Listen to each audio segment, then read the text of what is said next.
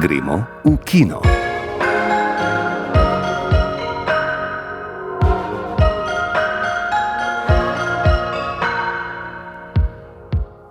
Lepo pozdravljeni. Tokrat bomo pod drobnogled vzeli dva filma, v središču katerih je svet rastlin. To sta animirani film Potovanje Regratove lučke japonske režiserke Momoko Seto in Tiha prijateljica, film o dogajanju okrog starega ginka madžarske cineastke Ildiko Enjedi.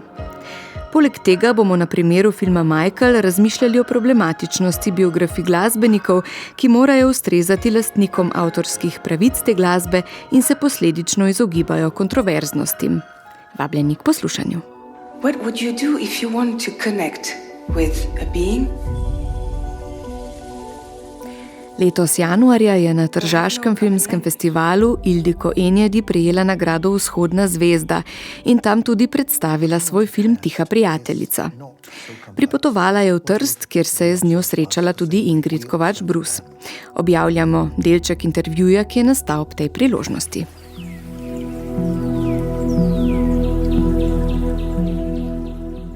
Režiserka, ki so jo že z njenimi prvimi filmi vzljubili največji festivali, se je na vrhuncu svoje kariere za skoraj 2 desetletji umaknila v televizijsko ustvarjanje.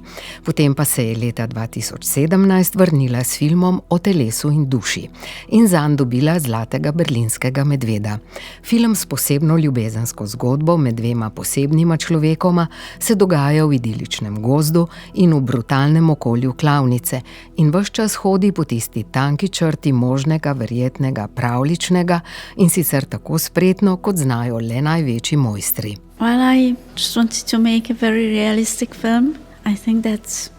Nič drugega nisem želela kot posneti zelo realističen film. Mislim, da je to resničnost, da vzporedno v času obstajata nedoumljiva lepota in nedoumljiva krutost. S tem je težko živeti. Neizmerno težko je ostati normalen sredi dveh radikalno nasprotnih si sil in si ob tem ustvariti teksturo za vsakodnevno življenje.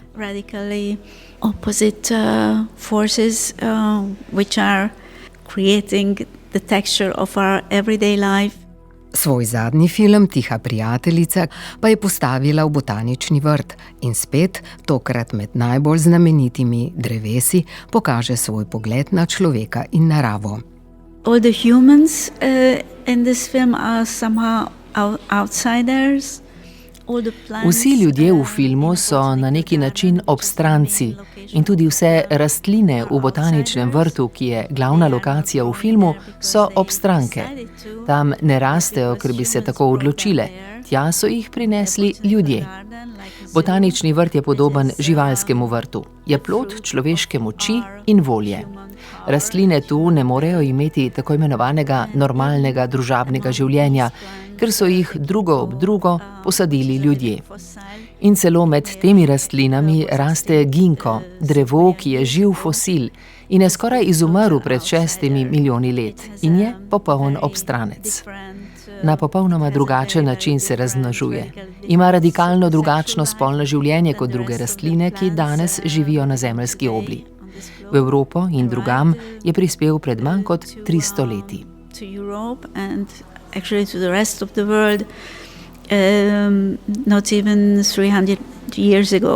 In kako Ildiko Enjedi, dobitnica Tržaške nagrade Vzhodna zvezda, vidi vzhodnoevropski film danes? As much as I can judge, because I am not a specialist, is not in the best shape. Kolikor lahko sodim, ker nisem specialistka, ni v najboljši formi, ker je deležen političnih pritiskov, ki se kažejo v financiranju. Na neki način je nikogaršnja zemlja, vmesen teritorij, ki ni niti dovolj eksotičen. Kljub velikemu upanju leta 1989 se ni približal Zahodu. V nekih pogledih se je od njega celo odmaknil. V svojih filmih nisem nikoli obravnavala tega območja. Sem režiserka z močnimi vzhodnoevropskimi koreninami in identiteto. A to ni tema mojih filmov. Sledim le tistemu, kar me divje zanima. In kaj si o filmu Tiha prijateljica, ki se je ta teden zavrtel v slovenski Art Kino mreži, misli Gorazd Trušnovec? V novem delu opazne madžarske avtorice Ildiko Enjedi, mojstrice ustvarjanja atmosfere in nenavadnih prispodob, je čutiti velik romaneskni zamah. V središču je skoraj 200-letno drevo, ginko, ki raste sredi botaničnega vrta v starem univerzitetnem mestu Marburg, v katerega se nevroznanstvenik iz Hongkonga pride ukvarjati z nenavadnim eksperimentom. Na istem vrtu se je v začetku 20. stoletja mlada dama kot prva ženska sprejeta na naravoslovni program univerze začela ob pomoči fotografskega objektiva poglabljati v rastlinske detajle. V hipijevskem obdobju 70. let pa je mlad študentski par naredil poskus, v katerem je preučeval odzive geranije na bližnjem oknu na razne dražljaje. Podobno kot celovečerni film Ildiko Enjedi o telesu in duši iz leta 2017, ki je prikazoval nenavadno vzpostavljanje vezi med parom zaposlenih v klavnici in je bil upravičeno nagrajen z zlatim medvedom na Berlinalu, je tudi Tiha prijateljica vznemirljiva zmes čutnega in intelektualnega. Čeprav je v ospredju akademsko raziskovanje zaznavanja rastlin in ljudi ter slikovito povezovanje mikro- in makrokozmosa, spretno vpleta tudi prerez družbenih obdobij in analize medčloveških odnosov. Film je mimogrede posvečen spominu na nemškega producenta Karla Baumgartnerja, ki je podpiral drzne mednarodne koprodukcije, neredko nanašajoče se na okoljske teme. Za pripravo na ogled filma bi sicer lahko priporočili znamenito esejistično delo Vrata zaznavanja Aldosa Huxleyja, v katerem se je pisatelj ukvarjal z omejitvami našega zavestnega zaznavanja pri doživljanju in razumevanju sveta. Film Tiha prijateljica poskuša v mojstrskem vizualnem jeziku opozoriti prav na to čudenje čudežu bivanja in ozaveščanje nevidnega. Hkrati pa se ne moremo izogniti niti aktualni politični razsežnosti pri uveljavitvi znanosti kot tistega področja, ki s stalno radovednostjo širi obzorja in ki je danes pod populističnim udarom domnevne enakovrednosti vseh mnenj. Z bolj kritičnega stališča glede celovečernega filma bi zapisal, da je izkazovanje in dokazovanje poetične razsežnosti filma kot medija popolnoma razumljivo in legitimno avtorsko početje, vendar je ta pristop najuspešnejši, kadar ni zelo neposreden. Ali drugače, ob Tihi prijateljici mi je večkrat prišel na misel drugi del opusa Terensa Malicka s pogostim obračanjem kamere proti oblakom in soncu. Saj razumemo, da gre za iskanje presežnega v naravnih pojavih. Delo Ildiko Enjedi je v tem pogledu resno in premišljeno, pa tudi poglobljeno in nežno ljubeče. Vendarle se lahko vprašamo, koliko je zares mogoče prikazati transcendentalno na filmu, če si lahko izposodim naslov pomembnega filmsko-teoretičnega dela Paula Schraderja.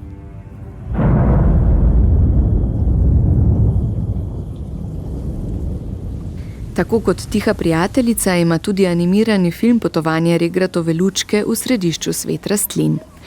4 regratova semena, ki se odcepijo od regratove lučke po jedrski apokalipsi na Zemlji, se odpravijo na potovanje po vesolju in iščejo nov dom oziroma primerno zemljo, v katero bi se lahko zasidrala. Režiserka filma Momoko Seto je obiskala Ljubljano v okviru Animateke in povedala, da je vsaj delno v film prenesla lastno izkušnjo selitve iz ene kulture v drugo. Rodila se je leta 1980 v Tokiu, zadnja leta živi in ustvarja v Franciji. It was afterwards that I knew that there was a theory of how the life was beginning on Earth, that Šele po nastanku filma sem odkrila eno od teorij o tem, kako naj bi se začelo življenje na Zemlji. Tega dejansko nihče ne ve.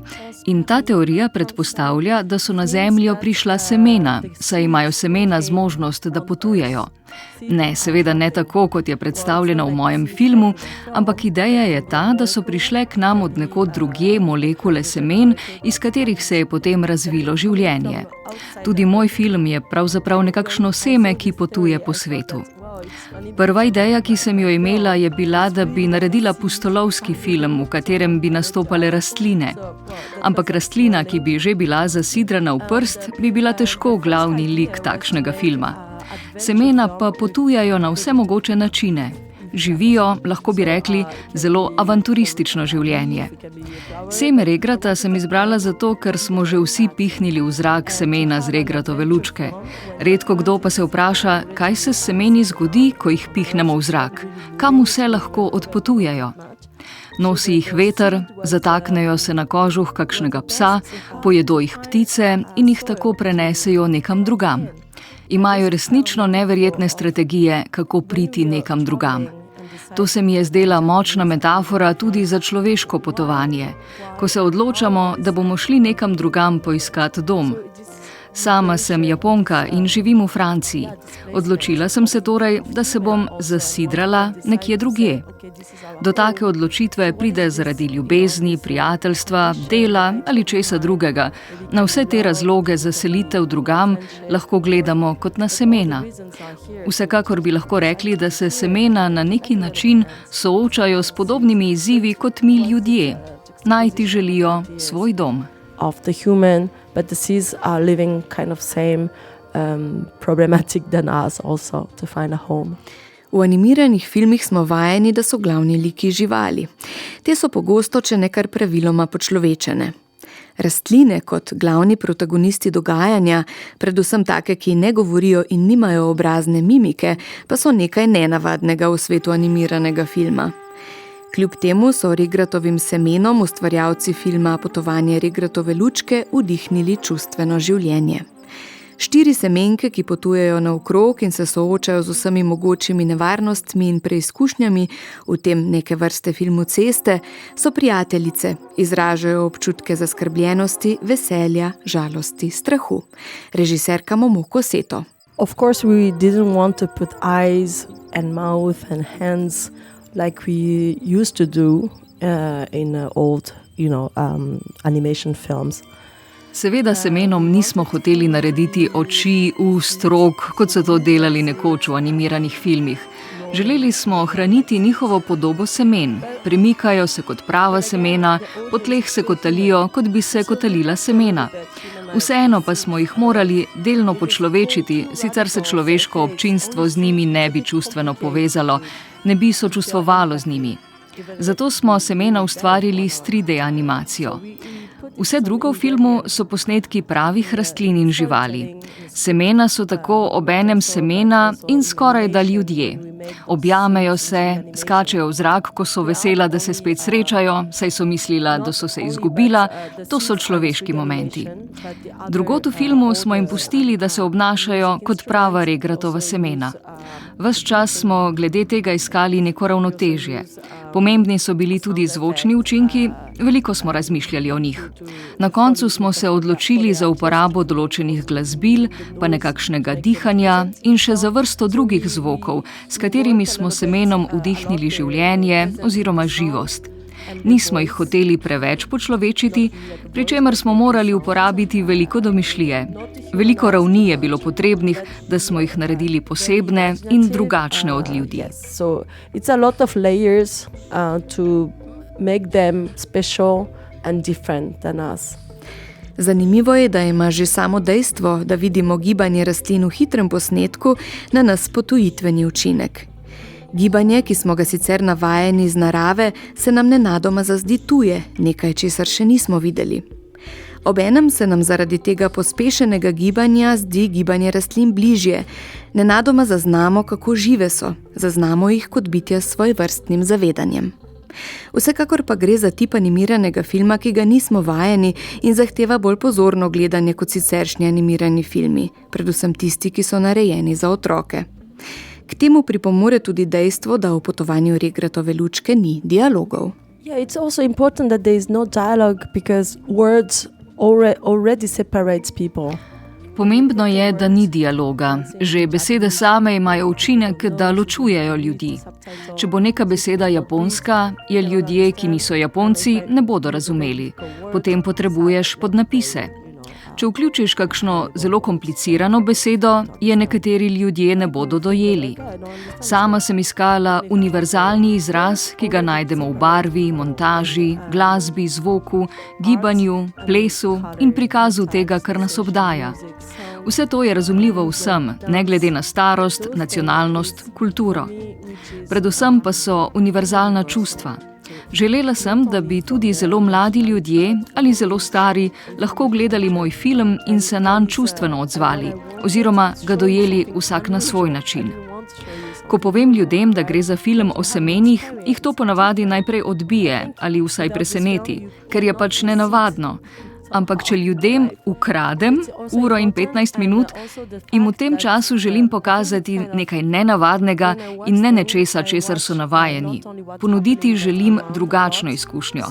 Velik poudarek v mojem filmu je na okolici, ki obdaja semena.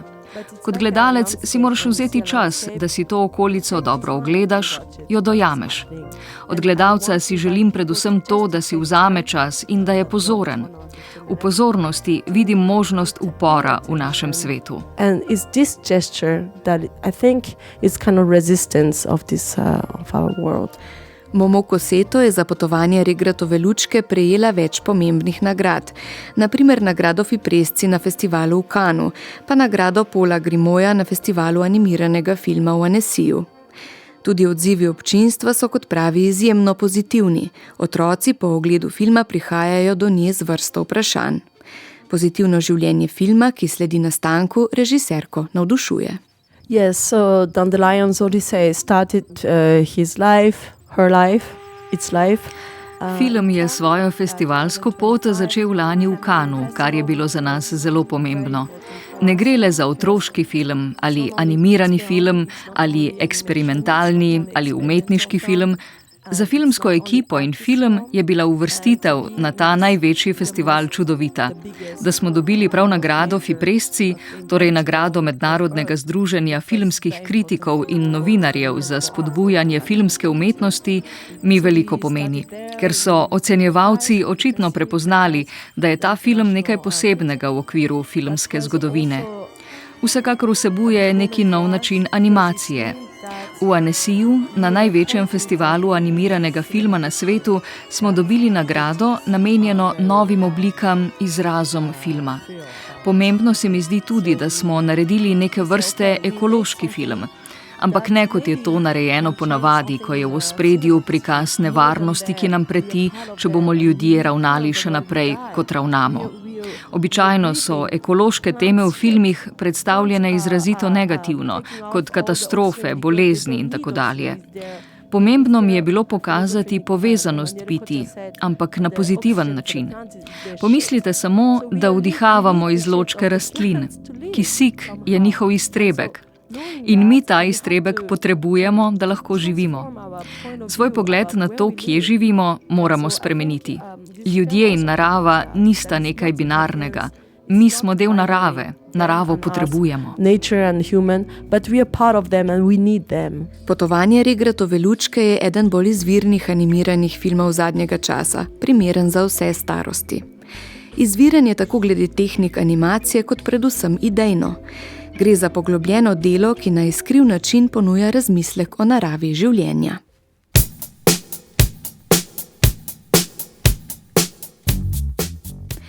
Po vrsti filmskih biografij o slavnih glasbenikih je zdaj v kine prišel igrani film o Michaelu Jacksonu, ki se osredotoča na začetek njegove kariere. Igor Harp se je odločil, da si filma ne bo ogledal in je napisal besedilo, v katerem argumentira svojo odločitev. Zadnja leta smo priča poplavi filmskih biografij slavnih glasbenikov. Ta trend je sprožil z več Oskarji nagrajeni film Bohemian Rhapsody o Freddiju Mercuryju, ki je precej jasno določil vzorec za naprej. Ključni sodelavci tega filma so bili preživeli člani skupine Queen, ki niso primarno skrbeli za verističen prikaz ljudi in dogodkov, temveč za čim bolj polikan in čim manj kontroverzen izdelek, ki bi lahko ponovno zbudil navdušenje nad glasbeno skupino in tako pripomogel k višjim prihodkom iz naslova avtorskih pravic. To je bil tudi ključni povod za večino drugih, bolj ali manj dodelanih in navdihnjenih glasbenih biografij, od Eltona Johna do Boba Dylana, Amy Winehouse in Brucea Springsteena. Z osredinjenostjo na posamezno obdobje ali perspektivo so filmski ustvarjalci na veselje glasbenikov in njihovih založb ustvarili za družine primerne zgodbe, ob tem pa so bolj ali manj vsi filmi prejeli tudi pozitivne kritike, predvsem za glavne igralce. Vseeno pa so ti filmi, čeprav prikazani skozi rožnati filter, odpirali pomembne teme, ki so zaznamovale glasbenike, recimo zlorabo mamil, boj z depresijo ali težavne partnerske odnose.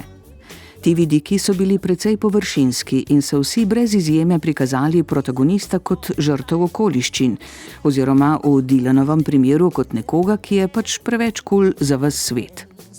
To celo velja za ustvarjalnejše pristope, kot sta recimo Better Man, ki pop zvezdnika Robbija Williamsa upodobi kot šimpanza, ali pa biografija o Weirdu Alu Yankovicu, ki je mojstru glasbenih parodij ustrezno parodija prav te zvrsti. Ob taki popularnosti glasbenih biografij je bilo le vprašanje časa, kdaj bomo trčili ob pravo kontroverznost in ali jo bo to ustavilo. Tako smo prišli do filma Michael. V biografiji kralja popa Michaela Jacksona ga upodobi njegov nečak Jafar in zgodba obravnava zgodnje obdobje njegovega ustvarjanja do leta 1985.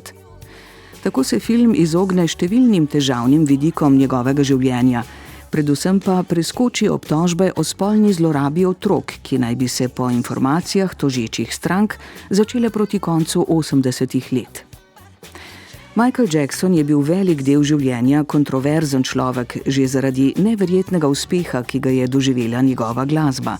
Dodatno pa je vse okrepil rasizem, recimo tabloidne govorice, da si je pobelil kožo s plastičnimi operacijami, čeprav je to bila posledica boleče avtoimunske bolezni. Toda najodmevnejše so bile obtožbe o domnevni spolni zlorabi otrok, ki so se začele v 90-ih letih in niso nikoli potihnile. Po njegovi smrti pa so se dodatno razmahnile z dokumentarnim filmom Zapustiti Neverland. Ta je s srhljivimi in prepričljivimi pričevanji nekdanjih domnevnih žrtev razgalil metode, ki naj bi jih Jacksonovi ljudje uporabljali, da so prepričevali otroke, naj se družijo z Jacksonom, njihove starše pa medtem zamotili, da niso ničesar opazili. Nikoli ne bomo zatrdno vedeli, kaj se je dogajalo med Michaelom Jacksonom in temi otroki. Je pa gotovo, da so preživeli veliko časa skupaj in da je Jacksonova ekipa zares dobro skrbela za svojega šefa. To so nenazadnje dokazali tudi leta 2009, ko so se postavili okrog njega, da bi ga spravili na še eno turnejo. To pa je privedlo do glasbenikove prezgodnje smrti pri 50-ih, zaradi prevelikega odmerka zdravil proti bolečinam in za zdravljenje anksioznosti. Ne glede na to, kako dobra je njegova glasba in kako močno se potrudimo ločiti umetnika od njegovega dela, je to včasih nemogoče. Glasba je primarna stvar, ki se lahko oklene človekove duše in spominov na posebej izstopajoče trenutke iz preteklosti. To še toliko bolj velja za Jacksonovo glasbo, ob kateri so odraščale, plesale in se zaljubljale generacije. Že gola verjetnost, da so te obtožbe resnične, lahko povzroči prav nasilen odziv. In to ne samo na glasbo, temveč prek nje tudi na spomine, ki smo jih povezali z njo. Kaj si lahko torej vnaprej mislim o filmu Michael, ki ga sam ne bom šel gledat? Produkcijsko bo brez dvoma popoln izdelek, čeprav je režiser Antoine Fuqua v svoji dolgi karieri zares posnel samo en res dober film, to je bil Dan za trening pred četrt stoletja. Film prihaja na valo vse bolj izpetega žanra, vendar bo, kot kažejo projekcije, najbrž finančno najuspešnejši. S stališča filmske umetnosti torej ne kaže, da bomo dobili presežek. To pomeni, da je odločitev za ogled odvisna le od gledalčevega odnosa do Michaela Jacksona in njegove glasbe. Skratka, oglejte si Človeka v zrcalu in ugotovite, kakšne vrste triler bi ta film pomenil za vas.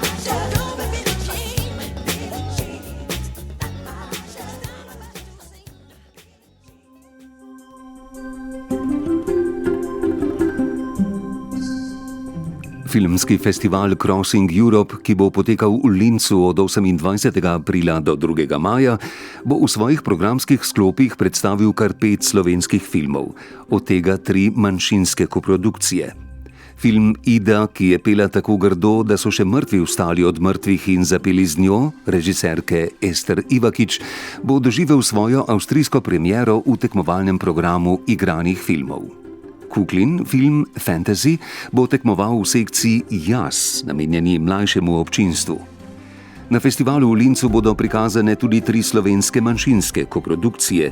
Film 17, režiserke Kosare Mitić, Bog ne bo pomagal, režiserke Hane Jušić in dokumentarec Kar je treba storiti, režiserja Srdžana Kovačevića.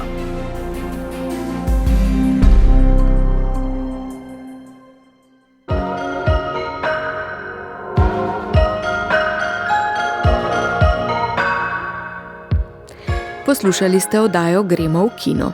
Brali so Maja Mol, Sanja Rejc, Eva Longika Marušič in Igor Velše. Glasbo je izbrala Alma Čelik, za zvočno podobo je poskrbel David Lap, oddajo pa sem uredila Tesa Drev. Lep pozdrav do prihodnjič.